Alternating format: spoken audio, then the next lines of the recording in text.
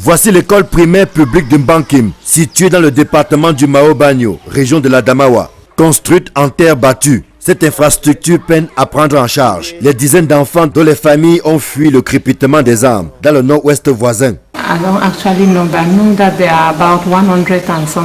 C'est donc dans ces conditions plutôt difficiles que ces enfants déplacés de la crise anglophone prennent des cours. Les salles de classe ainsi que ce qui tient lieu de toilette n'offrant pas toutes les conditions d'un bon apprentissage. Mais les élèves et leurs encadreurs sont obligés de faire contre mauvaise fortune bon cœur, aidés dans cette lourde tâche par un établissement confessionnel. En l'occurrence, l'école primaire catholique Sainte-Marie de Mbankim. C'est vrai, au départ, quand vous le recevez, il y a un sentiment de frustration, mais quelques temps après, on se rend compte que de plus en plus, ils s'habituent avec les enfants et puis ça marche jusqu'à ce niveau. Conscients des difficultés des parents qui pour la plupart se retrouvent sans emploi, les responsables de cet établissement ont pris des dispositions pour leur alléger la tâche, notamment en ce qui concerne le paiement des frais de scolarité. Tous les enfants qui nous viennent de cette zone, nous les accueillons sans condition, nous les intégrons parmi nos effectifs. Les mesures sont prises pour que ces enfants continuent bien leur éducation. Ils fréquentent gratuitement?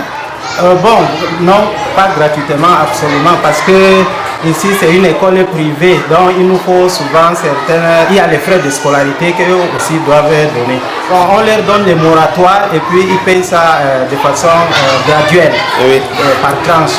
En Mbankim, la présence de nombreux déplacés de la crise anglophone est diversement appréciée. Pour certains, leur arrivée massive a rendu la vie plus difficile qu'elle ne l'était déjà dans cette localité très enclavée. Tu peux même te parler, quelqu'un te dit qu'il n'a pas l'argent, tu es obligé de le laisser partir comme ça. Oui. Par exemple, comme mon frère, la moto gars, il vient la rang, ça vient, on n'arrive pas, ça fait que c'est gâté. Ceux qui sont arrivés à nord-ouest, à ouest là, a fait tout le monde, maintenant je ne sais pas, ça ne va pas. On se dit, n'est-ce pas que quelqu'un fait pour eux, qu'on peut faire les enfants manger. Dans tous les domaines, ça a un peu changé. Comme nous qui faisons la moto, il y a les nouveaux gars qui sont entrés, ils sont venus nous rejoindre, on travaille ensemble. Bon. Ça fait que le travail n'est plus trop comme c'était avant, quoi.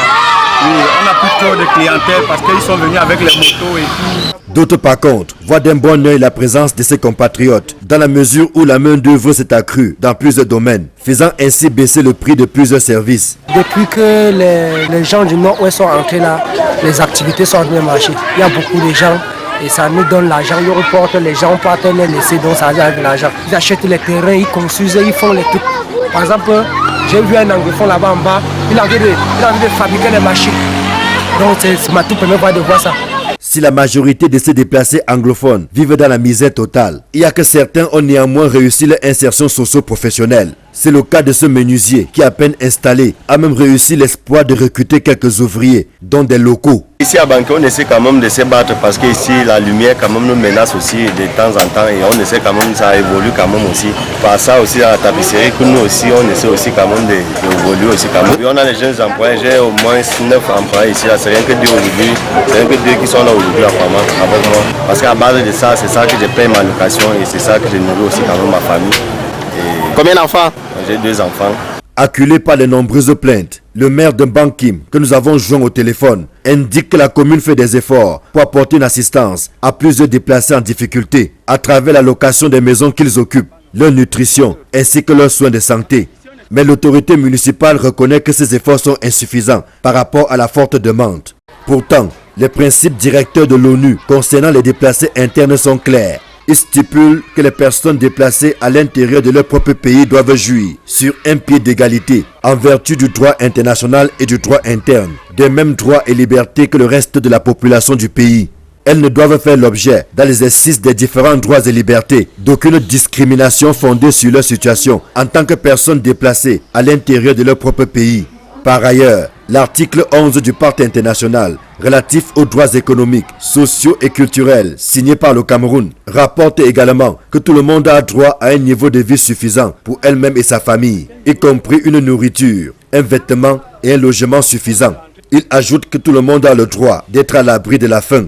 Voilà qui met davantage la pression sur le gouvernement qui a encore fort à faire au profit de nombreux déplacés internes de Mbankim dans l'Adamawa.